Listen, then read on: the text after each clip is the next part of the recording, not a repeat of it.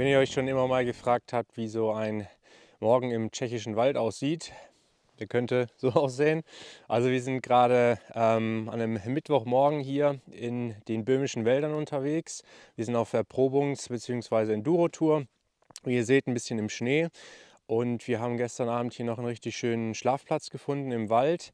Den will ich euch gern zeigen. Wir haben ja das letzte Video in der Wüste gemacht und dann passt das als Kontrast ganz gut, wenn wir jetzt im Schnee unterwegs sind. Gehen wir einmal hier rüber.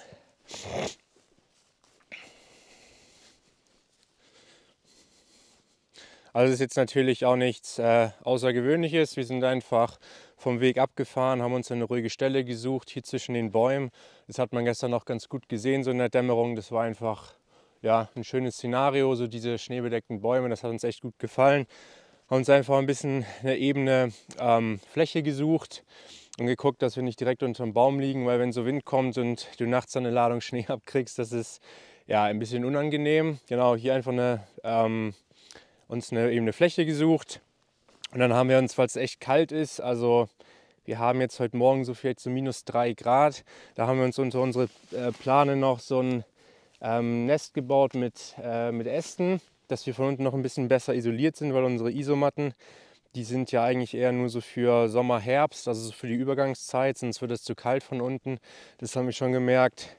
Ja, und dann konnten wir uns hier vorne einfach noch ein gemütliches Feuer machen. Das hat dann vor allem die Seele gewärmt, aber natürlich auch uns so ein bisschen. Also bei so einer Kälte ist es dann aber auch echt schwierig, da noch warm zu werden.